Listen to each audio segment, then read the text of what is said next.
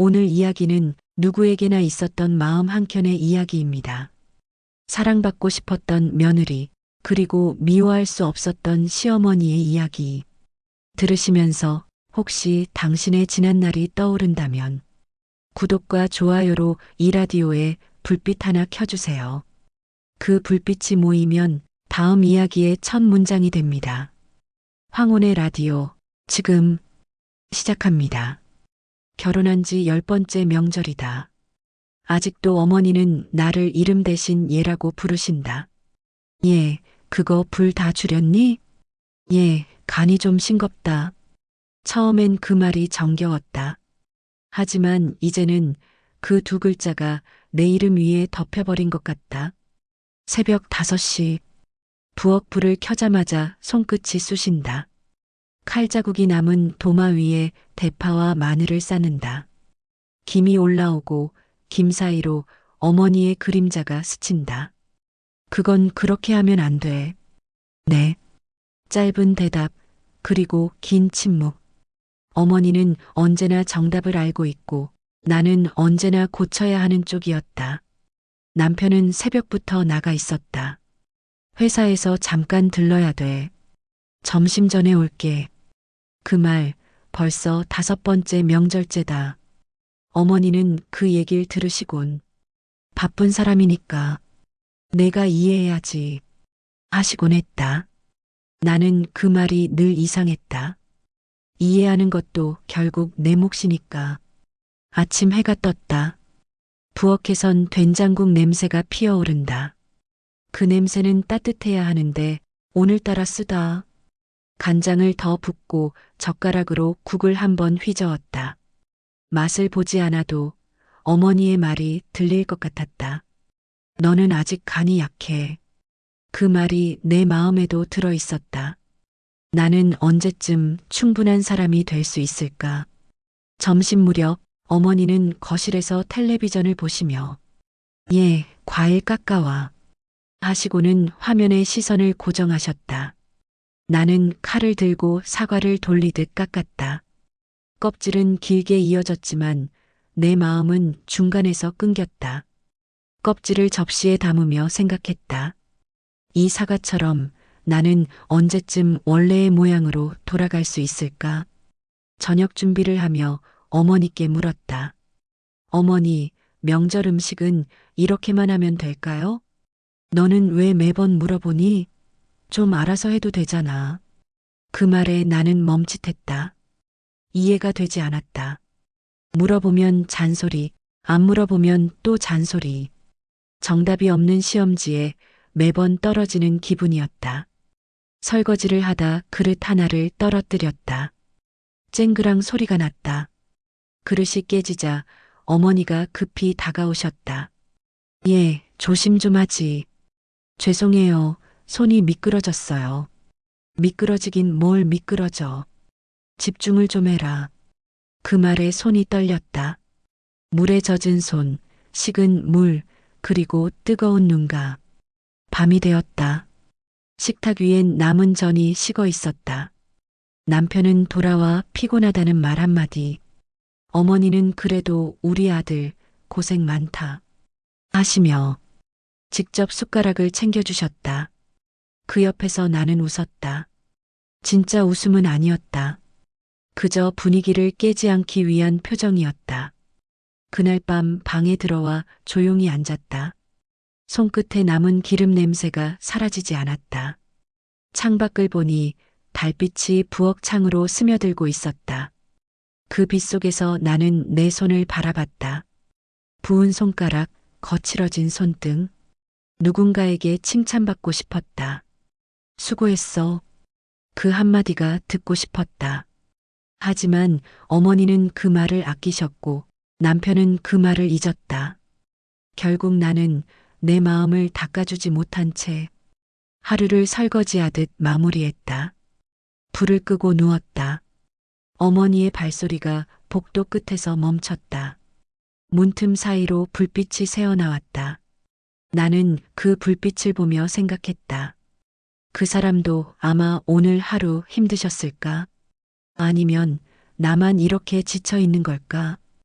답은 모르겠지만 한 가지는 확실했다. 오늘도 나는 사랑받고 싶었다. 그게 그렇게 큰 욕심일까? 며칠째 부엌에 서 있다. 명절 음식은 끝이 없다. 전, 나물, 잡채, 갈비찜.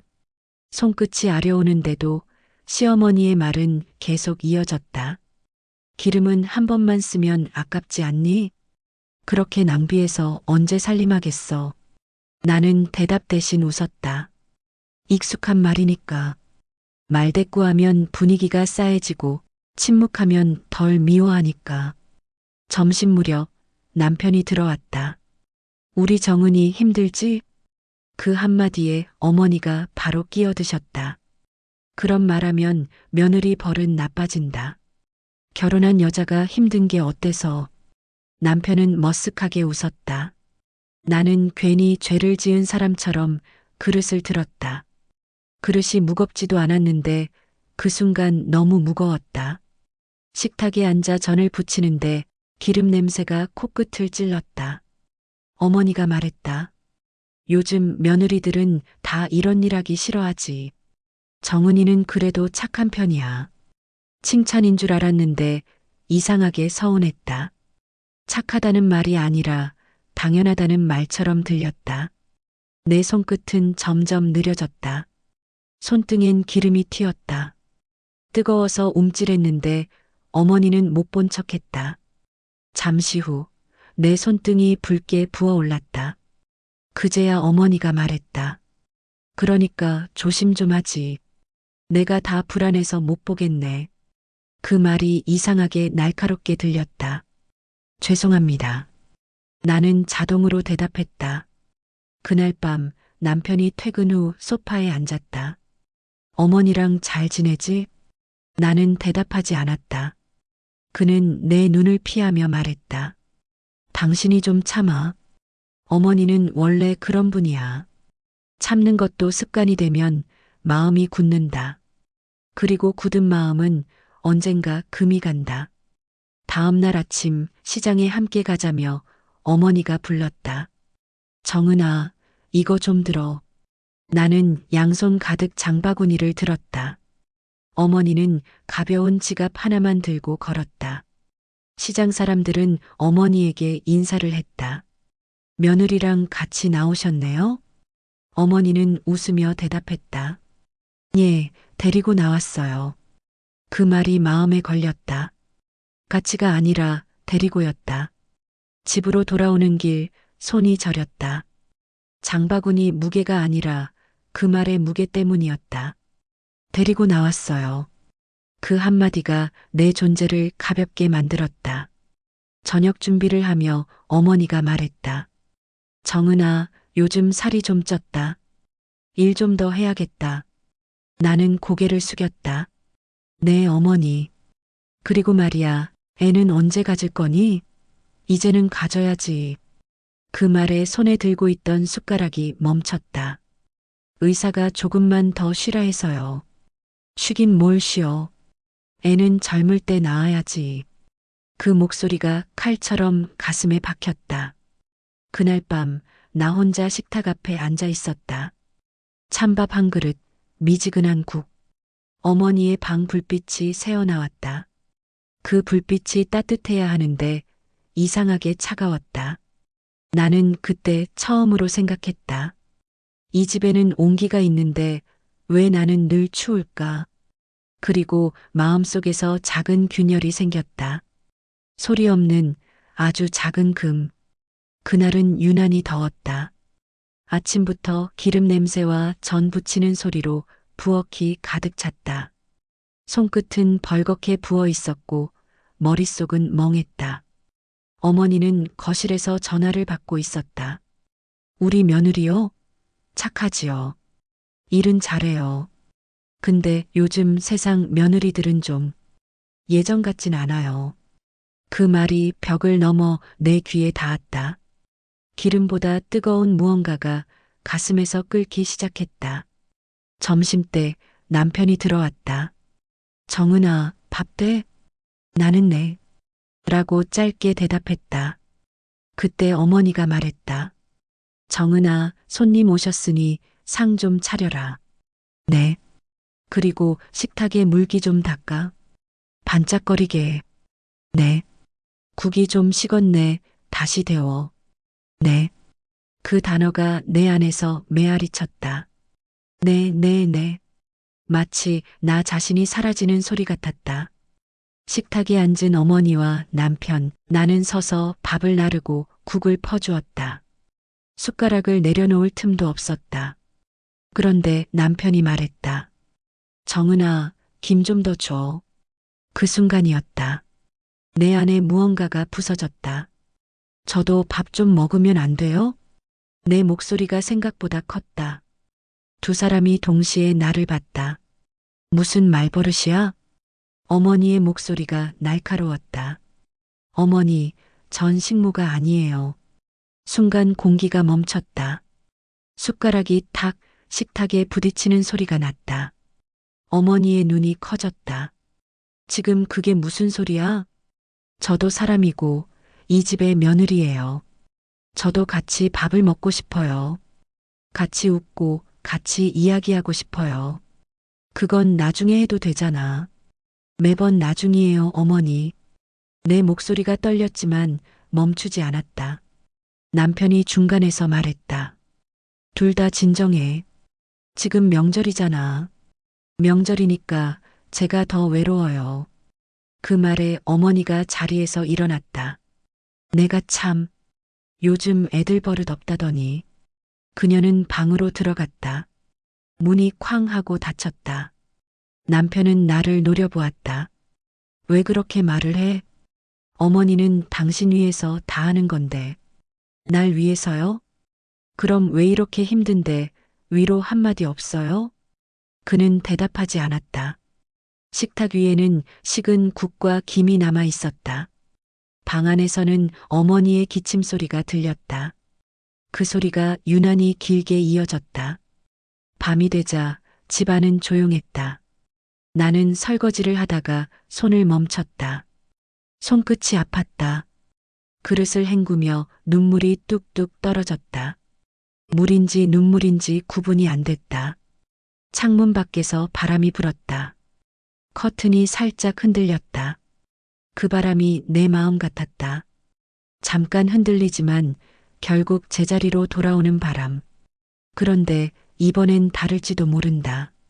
내 안의 바람은 이제 멈추지 않을 것 같았다. 며칠째 어머니의 방문은 닫혀 있었다. 식탁엔 아무 말이 없고 TV 소리만 흘러나왔다. 남편은 눈치를 보며 말없이 밥만 먹었다. 나도 말을 하지 않았다. 서로가 조용히 숨만 섞었다. 숨소리조차 조심스러운 집. 그러던 어느 날 전화 한 통이 왔다. 정은 씨 어머니가 병원에 계세요. 순간 세상이 멈췄다. 네, 언제요? 어젯밤에 갑자기 쓰러지셔서 응급실로 오셨어요. 전화기를 든 손이 떨렸다. 숨을 들이쉬는데 가슴이 꽉 막혔다. 병원 복도는 이상하리만큼 하얗고 차가웠다. 소독약 냄새가 목구멍을 타고 올라왔다. 문 앞에서 멈춰섰다. 손이 문고리를 잡지 못했다. 나 때문에 그런 건 아닐까? 그 생각이 머리에서 떠나지 않았다. 천천히 문을 열었다. 어머니가 산소 튜브를 낀 채 누워 계셨다. 얼굴은 창백했지만 여전히 단정했다. 그 옆에 앉은 남편이 조용히 말했다. 조금 전에 깨어나셨어.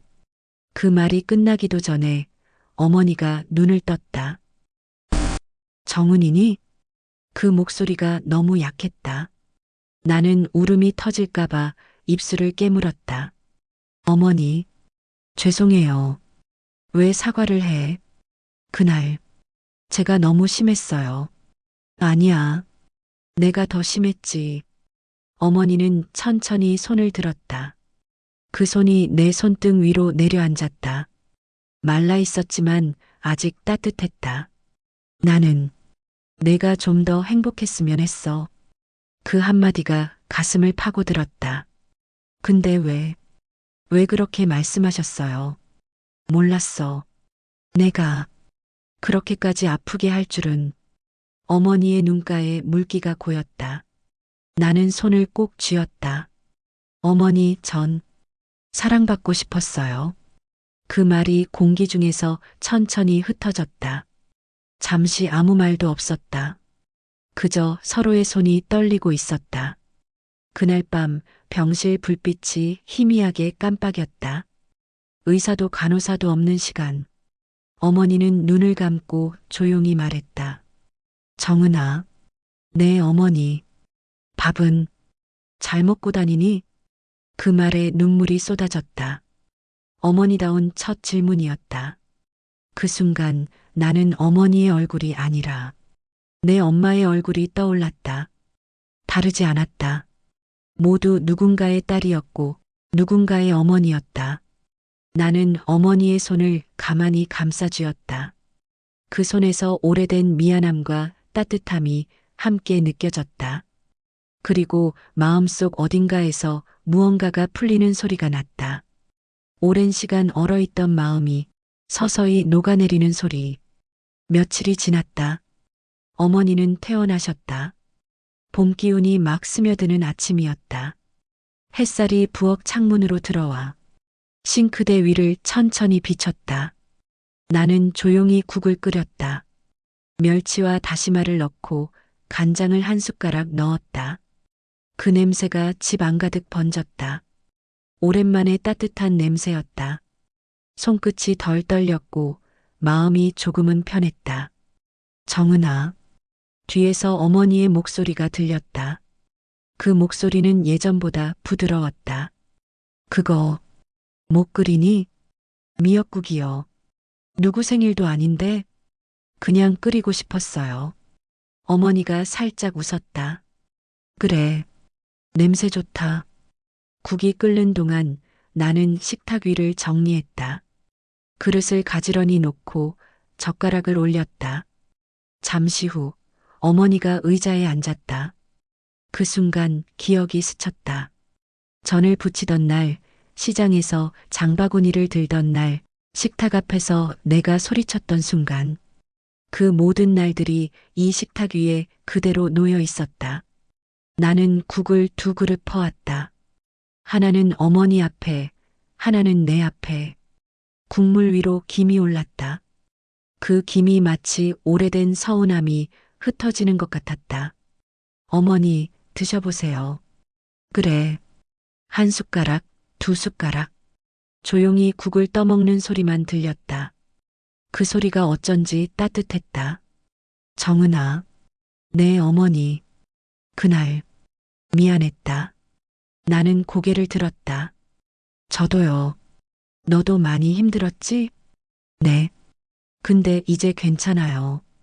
그래. 이젠 서로 힘들지 말자. 잠시 후 어머니가 내 손을 잡았다. 그 손은 여전히 거칠었지만 이제 따뜻했다. 이 국, 맛있네. 그때 어머니가 알려주신 레시피예요. 그래. 어머니가 미소 지었다. 그 웃음이 낯설지 않았다. 그 웃음 속엔 사랑이 있었다. 투박했지만 분명 있었다. 식탁 위에 국물이 반쯤 남았다. 햇살이 그 위로 비쳤다. 나는 그 빛을 바라보며 생각했다. 사랑받고 싶다는 마음은 누군가를 미워하게도 만들지만 결국 사랑으로 돌아오게 만드는 마음이었다. 이제야 알겠다. 어머니도 나처럼 사랑받고 싶었던 사람이라는 걸. 오늘 이야기를 들으며 혹시 마음 한켠이 조금 시려왔다면 그건 우리 모두 누군가의 사랑을 기다려봤기 때문일 거예요. 모든 며느리는 사랑받고 싶었던 딸이었고 모든 어머니는 사랑을 표현하지 못한 여자였죠. 이 이야기가 마음에 닿았다면 구독과 좋아요로 이 라디오에 불빛 하나 켜주세요. 그 불빛이 모여 다음 이야기를 이어갈 힘이 됩니다. 황혼의 라디오였습니다. 고맙습니다.